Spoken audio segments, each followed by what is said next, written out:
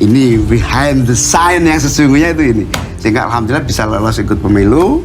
Masih ada surat itu, Gus? Ada, masih ada sampai sekarang. Dan itu jimat yang tidak boleh ada saksi-saksinya juga yang akan terjadi. Nah itulah, jangan dibalik-balik, saya mengkudeta Gus Dur. Saya yang dikudeta. Tetapi saya terima, saya enggak. Itulah yang terjadi. Ketua Umum Partai Kebangkitan Bangsa, Muhaimin Iskandar, telah dideklarasikan sebagai bakal calon wakil presiden atau baca pres mendampingi bakal calon presiden Anies Baswedan. Pria yang kerap disapa Caimin tersebut punya polemik yang panjang di partai yang ia pimpin sekarang. Ini bermula dari konflik dirinya dengan sang paman, Kiai Haji Abdurrahman Wahid alias Gus Dur. Selalu muncul setiap pemilu dimunculkan, di-sharekan. Tentu musiman lah, saya bilang itu musiman. Tetapi tuduhan saya berkhianat itu sama sekali tidak beralasan. Bahkan ada yang bilang saya kudeta.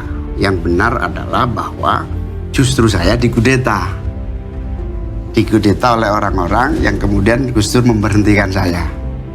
Bahkan saya dengan ikhlas berhenti dari ketua umum. Saya nonaktif. Hampir 1 tahun saya menyatakan terima atas pemberhentian Gus Dur. Bahkan termasuk yang paling langka, semua orang yang dipecat Gus Dur melawan. Satu-satunya ketua umum yang dipecat Gus Dur tidak ngelawan hanya saya. Sekitar 18 tahun lalu, pada 2005, Caimin terpilih menjadi ketua umum PKB yang baru dalam muktamar yang diselenggarakan di Semarang, sementara Gus Dur ditetapkan sebagai ketua Dewan Syuro. Akar konflik tersebut berawal dari ketidakloyalan Muhaimin terhadap Gus Dur. Kubu Gus Dur pun memecat Caimin. Kemudian lahirlah 2 kubu PKB, yakni PKB Gus Dur dan PKB besutan Caimin. Langkah pemecatan tersebut ditentang oleh kubu Muhaimin yang kemudian menggelar muktamar luar biasa. Pada tahun yang sama, kubu Gus Dur juga menggelar MLB di Parung, Jawa Barat dan memilih Ali Maskur Musa sebagai ketua umum PKB. Namun, pengadilan memutuskan bahwa PKB Muhaimin yang diakui keberadaannya. Bahkan setelah saya serahkan, kemudian kepemimpinan diambil alih oleh Ali Maskur dan Yeni. Ali Maskur sebagai wakil ketua umum, Yeni sebagai sekjen, terjadi kepemimpinan lebih kurang 1 tahun. Dan saya tidak ikut-ikut, saya kembali menjadi salah satu ketua. Nah, dalam proses kepemimpinan Ali Maskur dan Yeni inilah, itu hasil kudeta terhadap saya. Dan saya terima, nggak ada masalah. Tapi di situ karena nggak legitimate, bukan ketua umum, maka harus mengganti ketua umum supaya bisa daftar ke KPU. Karena harus daftar ke KPU, maka yang sah di KPU adalah tanda tangan saya sebagai ketua umum dan Yeni sebagai sekjen. Maka dititik temukan supaya saya bisa berdaftar.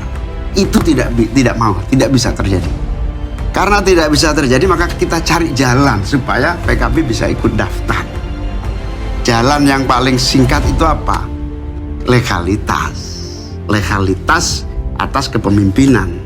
Aksi banding hingga level kasasi oleh PKB kubu Gus Dur terkait posisi Caimin ditolak Mahkamah Agung. PKB versi Caimin yang secara resmi mendepak anak Gus Dur, Zanuba Arifah Hapso atau Yeni Wahid, dari posisi sekjen PKB pada April 2008. Pada tahun 2021, beredar video viral di media sosial potongan pidato Gus Dur yang secara terbuka menyebut partai yang ia besarkan yaitu PKB dicuri oleh Caimin.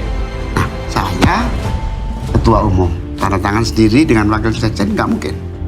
Ali Maskur wakil ketua umum tanda tangan dengan sekjen, nggak bisa diterima KPU. Kayaknya dicoba, itu pun gagal. Begitu gagal, ya sudah, kita cari jalan. Salah satu-satunya jalan adalah pengangkatan Yeni sebagai sekjen itu nggak sah. Karena Yeni diangkat bukan muktamar, Yeni diangkat sebagai sekjen di tengah jalan. Nah, penggantian itulah berkonsekuensi agak ribut segala macam. Ini jadi cerita keluarga ini. Karena itu tudingan yang kemudian diarahkan. Ya, saya sebetulnya nggak ingin ngomong urusan keluarga, ini urusan satu urusan rumah. Partai kan, Gus? Iya, urusan partai. Makanya saya bilang begini, hiruk pikuk itu terjadi, nyaris PKB nggak ikut pemilu. Bahkan pengambilan nomor nggak sah. Gus Dur mengatakan PKB yang diambil Muhaimin Iskandar dicuri dengan bantuan pemerintah. Dalam sebuah acara di salah satu stasiun televisi, keluarga Gus Dur melalui Yeni Wahid masih mengukit kisru aksi pencurian PKB oleh Muhaimin. Gus Dur yang pendiri partai disebut oleh Caimin guru politiknya malah dikudeta apalagi rakyat. Pada tahun lalu, Yeni sempat membahas kudeta Muhaimin di PKB. Yeni mengatakan Presiden keempat RI Gus Dur dikeluarkan oleh Ketua Umum PKB Muhaimin Iskandar atau Caimin melalui Muktamar Ancol. Karena dia merasa sekjen yang punya hak sama Ali Maskur, saya ketua umum nggak punya sekjen. Akhirnya kita cari jalan, pengangkatan Yeni sebagai sekjen itu nggak sah memang, penunjukan mendadak. Dari situlah penggantian sekjen Yeni kembali ke sekjen yang asal, namanya Lukman Edi. Di situ KPU menerima. Akhirnya sah bisa ikut pemilu, tapi udah remuk kita, udah macam-macam. Nah, justru yang kemudian sampai hampir kacau itu, hampir gagal ikut pendaftaran itu, Gus Dur manggil saya. Gus Dur malah kaget. Saya nggak nyangka kamu mau saya berhentikan. Mau, Gus. Buat apa saya berantem? Capek. Udah berkali-kali kita ini berantem. Namun, keterangan Yeni Wahid tersebut dibantah oleh Caimin. Ia mengatakan bahwa ia pernah dipanggil oleh Gus Dur di rumahnya. Ia diminta Gus Dur untuk mundur dari Ketua Umum PKB. Caimin mengiyakan, lalu ia menandatangani sebuah surat. Oleh Gus Dur, surat tersebut diminta agar disimpan oleh Muhaimin. Gus Dur mengatakan ia akan meminta surat itu jika sudah pada waktunya. Namun, sampai Gus Dur wafat, surat tersebut tidak kunjung diminta oleh Gus Dur. Sudah kamu bikin surat pengunduran diri sekarang? Saya, ini sudah ada draftnya. Siap, saya tanda tangan. Saya tanda tangan surat pengunduran diri agar semua smooth. Apa yang terjadi? Semua orang belum tahu.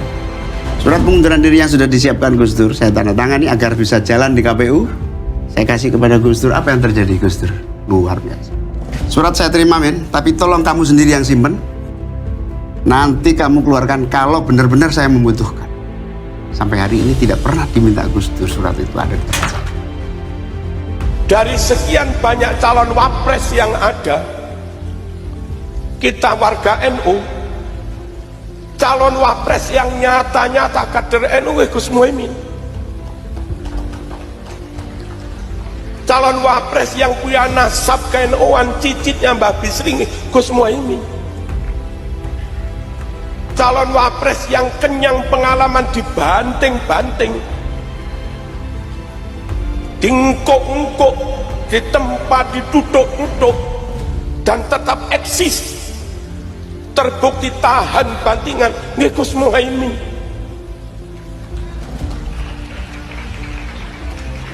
Dilok-lokne difitnah panggah menter Gus Muhaimin. Maka bagi warga NU nggak ada pilihan lain kecuali harus mengusung Gus Muhaimin, imma dadi pres atau cawapres. Ngoten niku ora oleh kula ketua PW ngomong niki ora oleh. Deklarasi Anies Baswedan dan juga Muhaimin Iskandar di Pilpres 2024 menjadi sinyal positif karena akan menjadi simbol persatuan ormas besar di Indonesia, yaitu NU, Muhammadiyah, dan juga Islam moderat. Deklarasi ini tidak hanya positif bagi sosok capres dan cawapres, ataupun dua partai dan koalisi. Namun, bersatunya Anies dan Gus Imin seperti menjadi simbol persatuan ormas-ormas besar di Indonesia. Anies Baswedan adalah kader Muhammadiyah, yakini tercatat sebagai salah satu anggota penasehat ranting Muhammadiyah Pondok Labu, Jakarta Selatan. Sementara, Muhaimin Iskandar adalah kader Nahdlatul Ulama, Ketua Umum DPP Partai Kebangkitan Bangsa, adalah keturunan pendiri dan ulama dari NU yakni Kiai Haji Bisri Samsuri. Ini saatnya umat Islam bersatu dan menunjukkan teladan kebangsaan bagi kehidupan demokrasi yang sejuk. Melalui Anies dan juga Caimin, keduanya diharapkan menjadi perekat umat dan bangsa. PKB lahir langsung besar dan berkembang di seluruh tanah air, bahkan menjadi juara ketiga pemilu pertama era demokrasi kita. Alhamdulillah. Dengan posisi kelahiran amanah-amanah doktrin yang disusun dan dimandatkan kepada PKB, maka perlu kita ingat terus, kita mantapkan dalam hati dan tekad untuk menjadi kekuatan perjuangan kita bahwa PKB adalah pewaris utama Partai Nahdlatul Ulama. Jadi PKB bukan partainya NU, tetapi PKB partai NU yang mewarisi seluruh sejarah dan doktrin perjuangannya. Amin. Sementara itu, Menteri Agama Yakut Khalil Qaumas membicarakan perihal pemilihan presiden 2024. Ia menghimbau kepada masyarakat untuk tidak memilih calon pemimpin yang memecah belah umat hingga ormas. Dalam pidatonya, Yakut meminta masyarakat untuk memperhatikan betul jejak rekam Capres. Agar nanti ketika memilih para pemimpin, memilih calon pemimpin kita, calon presiden dan wakil presiden kita, dicek betul rekam jejaknya. Dicek betul, jangan asal dikasih uang milih, jangan. Ya, jangan asal dikasih sembako. Harus dicek betul. Pernah nggak calon pemimpin kita, calon presiden kita ini memecah belah umat? Kalau punya jejak pernah memecah belah umat, jangan dipilih. Kita lihat apakah pemimpin kita, calon pemimpin kita ini ya pernah menggunakan agama sebagai alat untuk memenangkan kepentingannya atau tidak. Kalau agama diperalat untuk merebut kekuasaan, jangan dipilih. Ya. Agama seharusnya melindungi kepentingan seluruh umat. Islam diajarkan sebagai sebuah agama rahmat, rahmatan lil alamin, bukan rahmatan lil Islam tok, enggak.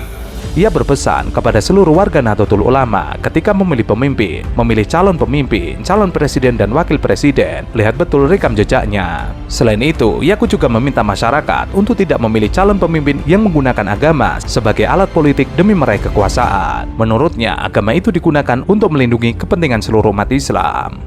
Insting politik, naluri politik Surya Paloh itu tajam gitu. Dan saya pikir ini adalah langkah yang positif. Kita harus berpikirnya positif. Oke. Karena bagaimanapun juga untuk aman. Maka saya katakan alhamdulillah sudah waktunya sekarang ini adalah berpikir bukan lagi apa, tetapi berpikir bagaimana menang. Ya seharusnya partai itu kalau memang dia berpihak kepada rakyat, berpihak kepada perubahan, maka yang dipikirkan adalah bagaimana menang. Seharusnya partai-partai itu berpikir adalah satu, kita mengajukan Anies, tapi berorientasi bukan saya harus menunjukkan ini wakil presiden, tidak, tapi saya harus menang. Itu harusnya punya prinsip seperti ini. Karena kenapa? Kalau partai-partai itu berpikir saya harus menang, berarti dia berpihak kepada rakyat dan berpihak kepada perubahan. Tapi kalau dia memaksakan wakilnya dengan buta, itu dia tidak berpihak kepada rakyat, tidak berpihak kepada perubahan, tapi berpihak kepada bagaimana partainya saja bisa menyalurkan wakil presiden.